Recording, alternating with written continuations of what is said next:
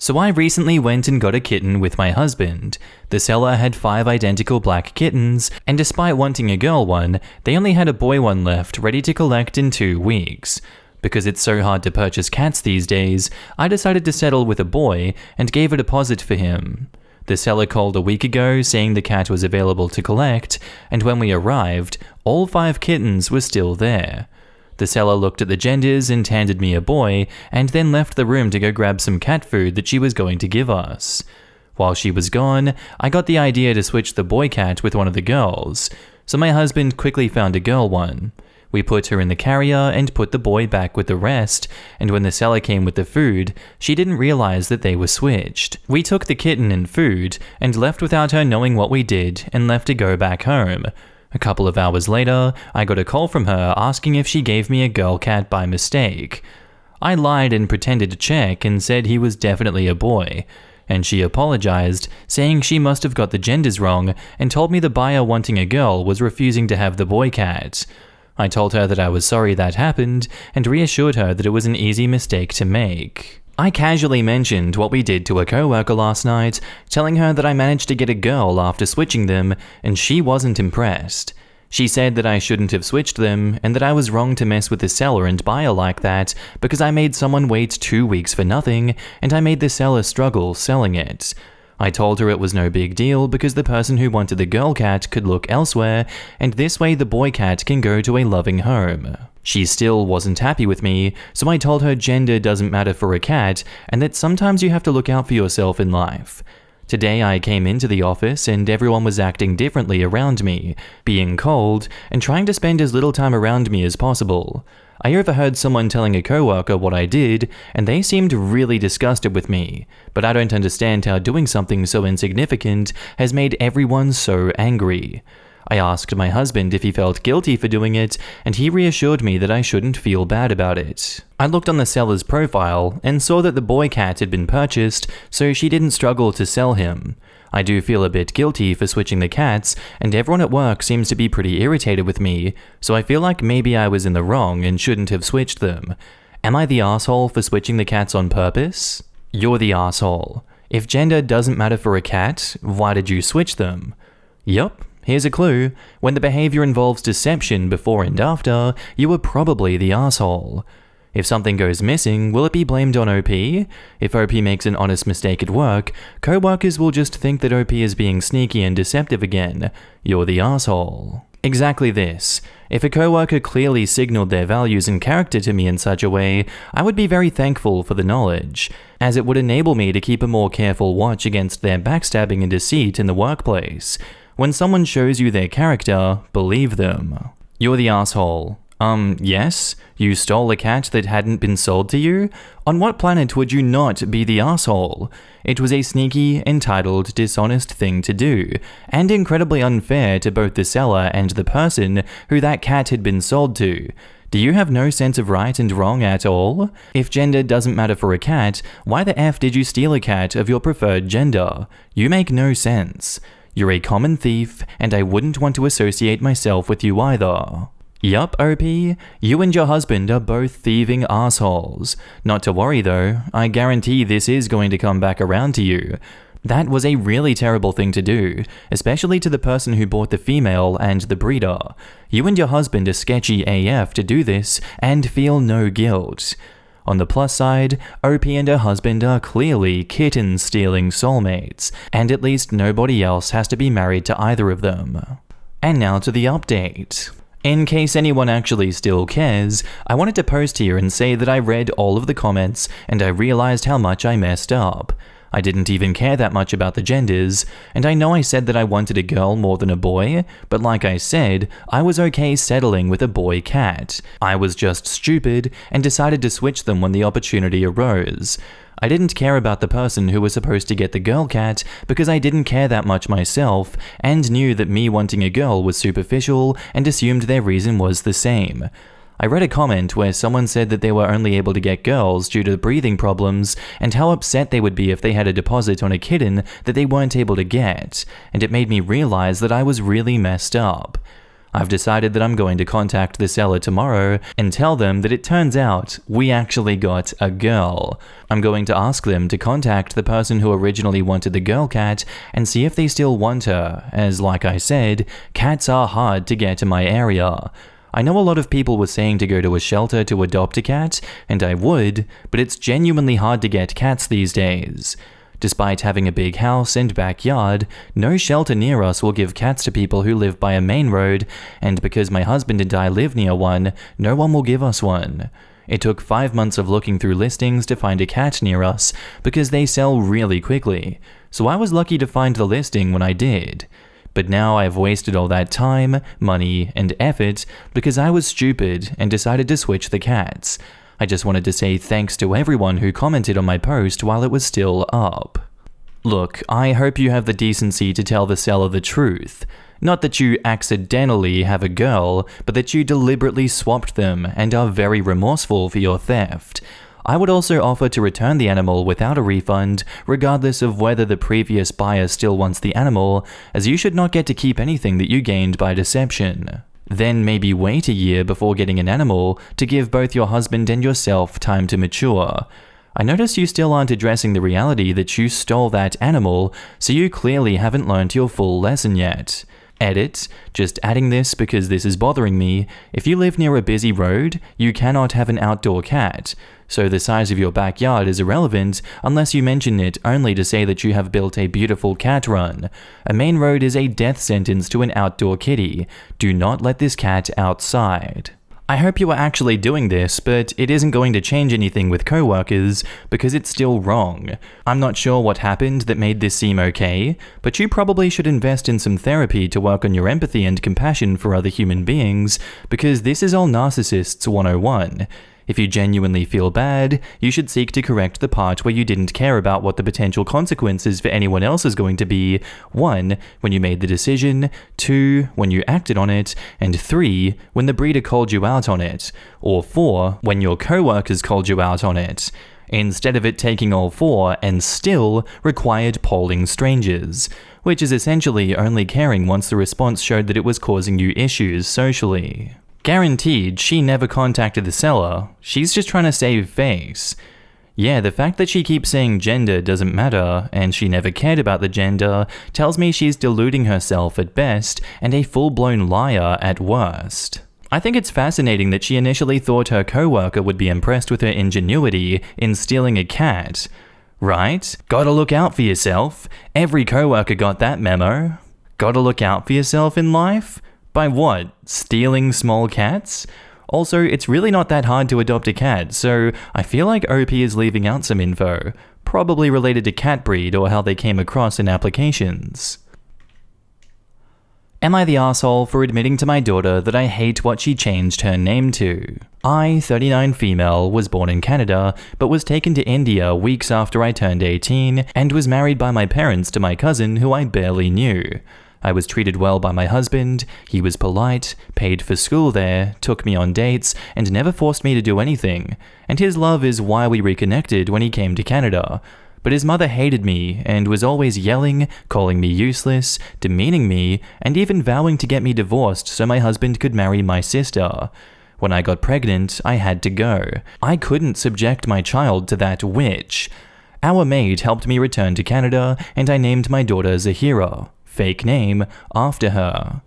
I have a good life, great job, amazing children, and am in a PhD program now, and it is because that maid took a big risk just to help me. My daughter became hateful to the name Zahira at about 10, and then pretended to have a more typical Canadian name or used a nickname.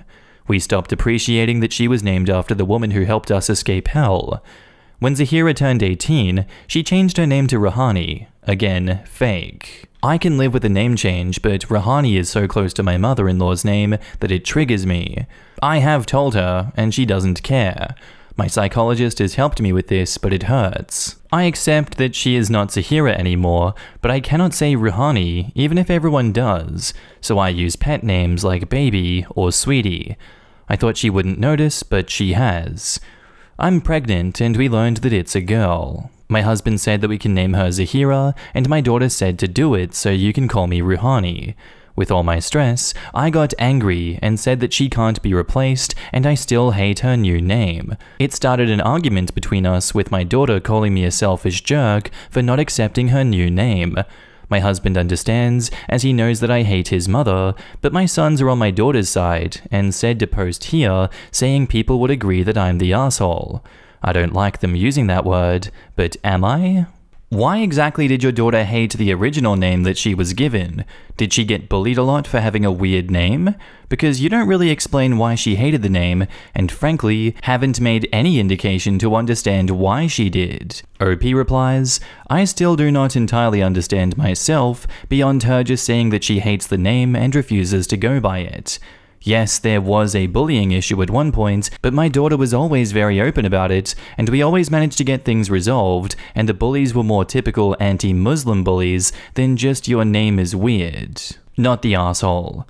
This is rooted in trauma for you. I can't imagine how I'd feel if my daughter named herself nearly after my abuser. Your daughter is old enough to be more understanding and considerate of the situation. Even if the name was important to her, it isn't wrong to expect a bit of grace in the situation. Also, reusing a name I'd already used would make me uncomfortable. OP says, thank you, but it isn't about reusing it. It would be almost like I'm replacing my daughter with her sister, and while my mother-in-law could do that with me, I cannot. My daughter is my princess and my perfect girl. There is no replacing her no matter what her name is, even if I'll never be able to like that name. Info. Do you think that your daughter chose that name on purpose because it's so similar to your mother-in-law's name? Based on how spiteful and uncaring she sounds about the issue, I just can't help but wonder if she's doing it on purpose. OP replies, no, I cannot believe that she would do that to me. You should probably consider the possibility. Of all the combinations of letters in the world, she just so happened to choose nearly the exact name of your abuser. That is not coincidence. It really seems like she hated her original name enough that she did it to spite you, and she never experienced what you did, so she doesn't truly understand the pain that it causes, so she probably thought that it was just a minor annoyance. I'm gonna go against the grain here and likely get blasted because assumptions are about to be made. Your relationship with your daughter is not how you believe it to be, and your daughter's perception of you is not what you think it is. For your daughter to pick a name so similar to the woman who's hurt you so much is a statement. Maybe it doesn't have anything to do with you, but it's impossible to disconnect the name from the effect. She, as I'm inferring, wants to get back at you. I can't know why, only that there is something that you are not seeing, or you are being willfully ignorant of seeing. The best advice any person can give you is to have a conversation with her and ask her why she wanted to change her name and why she wanted to go with the name that she knew would hurt you so much. Because from the way this post reads, you are making this about you. It needs to be about her. At the end of the day, you're projecting something that has nothing to do with her onto her, and are punishing her for it. It may be hurtful to you, but it is about her. And now to the update. I tried talking to my daughter about her old name and why she hated it, but she gave wishy-washy reasons on it never suiting her. She got angry when I asked if it was because of the bullying. I asked if she really cared about my maid's sacrifice, and she said she didn't, and that what I went through in India did not seem bad. I asked if she cared how similar her name is to my mother-in-law's name. She said she didn't, and it was my issue to get over, and didn't want to hear any more nicknames or to use therapy as an excuse. After that, I don't know, I kind of regressed mentally and started having nightmares of India. I guess I got overwhelmed by stress because of that, being pregnant, and my PhD program. So I visited my brother's Fayez, 22, in Brampton for a weekend. He lives in my property there and told me that he got a job in England. He left a few days ago, and I've started the process of moving to Ontario. As my daughter goes to university here in British Columbia, she is not going with us. I guess it just was that if being around my own daughter was hurting me so much, to the point that I was scared that I'd miscarry, then I needed to be gone for both of our sakes. Making arrangements to continue working for my PhD was the most stressful thing, but that's done. Ever since I made the decision to move, I felt so much better and so free. I honestly can't wait to be gone from here. I will continue to pay for my daughter's school, living expenses, and her therapy, but maybe by living alone she'll understand what it was like for me when it was just us after I escaped. Just maybe she'll learn everything we have is because of that maid. I know I was wrong to spoil her and always indulge her, but she's always been the light that got me home.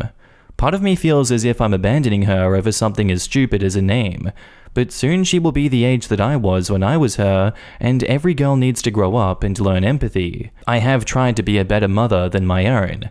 I just hope that this is what is best for her. On the other hand, my husband and boys are so excited to move to Ontario, so I know that we'll have a good time there. Quote, I asked if she cared about my maid's sacrifice, and she said she didn't, and that what I went through in India didn't seem bad. I think your daughter has had too much contact with her paternal grandmother. If she knew nothing about the situation, she wouldn't be minimizing it, which makes me think either her dad or her grandmother got in her ear and kept saying that it wasn't that bad. Either way, this comment is a slap in the face and the kind of thing that a relationship has a hard time recovering from, so I don't fault you at all for moving on for the health of you and your baby. Good luck in Ontario. I agree that she's had contact with mother-in-law a bit too much. The reality is that her husband wasn't the one who helped her escape the abuse, and maid did. OP getting back together with a member of the abusive family that, for his own reasons we aren't privy to, watched his mother abuse his wife to the point that she feared for her and her child's safety, is going to make things easy to twist in mother-in-law's favor. OP understands the pressure that her husband was under to conform to culture and traditions, so she can make a better judgment on what he was responsible for, and was a victim of too. But the daughter just sees her mum and dad happy, with no understanding of how drastically different things were for OP and her husband back then. Either the daughter has a crippling lack of empathy, or has been bamboozled by stories of, if mother-in-law was so bad, why didn't your dad stop her? Or, if OP really feared mother-in-law, why remarry into her family again? Quote, either way, this is a slap in the face, and the kind of thing that a relationship has a hard time recovering from. 100% this. I hope OP has a healthy baby, and her daughter gets her head out of her ass. Who else thinks the daughter may be in contact with mother-in-law? This is just outright mean. Being spoiled doesn't automatically make you mean, in my opinion. This sucks. This was my thought too. 22-year-old single mum living in Canada probably really struggled financially, and assuming mum and dad were back together by age 10, grandma was probably like, if your evil mother hadn't taken you away from me, I would have bought you all these toys, and you would have had all these friends, and no one would have bullied you ever. Like, the daughter isn't just inconsiderate, her take of worse things happen to other people every day tells me she doesn't really believe what her mum is saying about grandma. I live in California and have been paying my rent on time and just got a notice to vacate premises within 3 days. Apparently, my house that I've been renting since April just went into foreclosure and sold at auction, and we never knew about it because our landlord stopped paying everything on the house. So a new realty company or something just bought the house and has given us a notice to vacate within 3 days. What can I do? This is super unexpected, and I just started the school semester. I have no idea what's going on. What are my rights? Do I really have 3 days to vacate? To whom did you pay your rent? Have you received notice of pay or something else? What is the cause for the 3 days notice? Do you have remaining lease term? OP replies, I pay my rent to a property management company, have received no notice to pay anyone else. Notices are as follows. Notice to vacate premises after foreclosure sale, which includes info to vacate within 3 days.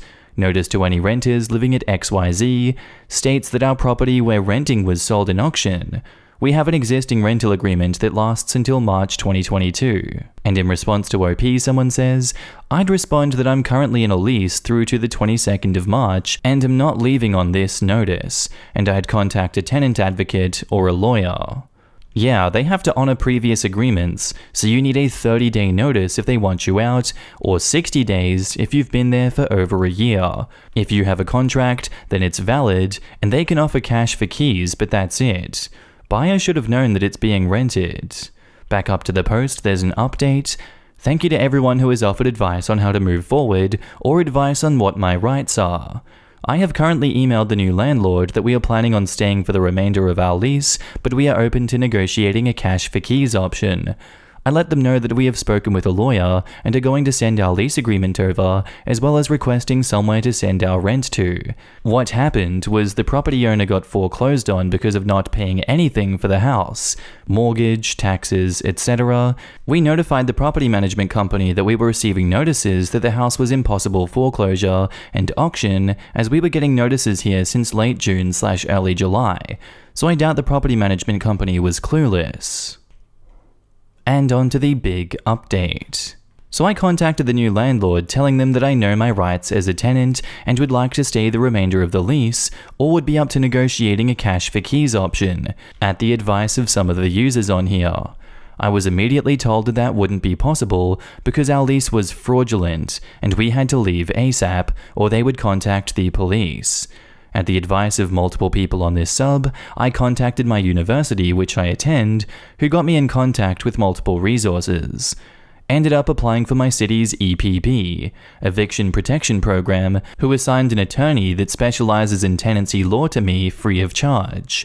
My awesome attorney managed to resolve the entire matter within a week. Basically told me the new landlords had no case and were more than likely trying to bully me out of my lease. She gathered all of the legal paperwork regarding the ownership of the property and who signed my lease, and spoke with the new landlord's attorney, who basically agreed 100%. I bet the new landlords are pissed. I ended up getting the new landlords to sign paperwork that same day, saying they would honor our lease. Although I'm not feeling too comfortable after this entire crap show, so I'll be considering a cash for keys option to find a new place to live. I don't want to stay in a potentially hostile tenancy environment. Basically, my attorney is a badass and I'll be getting her and her team a gift of gratitude.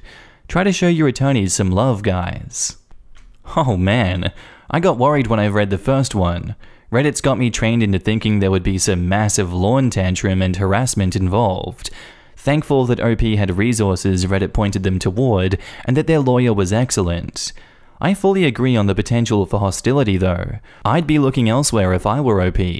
Hopefully a cash for keys is possible, or at least a clean exit. Guaranteed that the new landlords are pissed because they couldn't jack up the rent immediately, or that the place they bought couldn't be moved into right away. I've seen posts on here from people who bought a new place and got there and found that there was undisclosed tenants, and legal advice basically told them, tough crap, try and get them to agree to a cash for keys or go through normal eviction procedures. I can't imagine buying a house without ever actually going to the house physically and not knowing that someone was living there. Surely that means you never actually went there. A foreclosure auction is a different animal than a regular real estate transaction. It's not unusual that you can't go inside.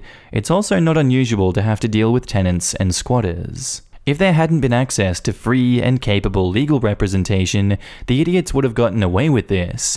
It saddens me to think of how many people have been screwed in these kinds of situations because we treat justice as a commodity. I will never understand the thought process of kicking people out with 3 days' notice. Like, how disconnected from other humans do you have to be to forget how awful that must be? Alright, and that's where I'm going to end the story, guys. I do hope you enjoyed. If you did, let me know what you thought about it, and I'll see you in the next one. Bye.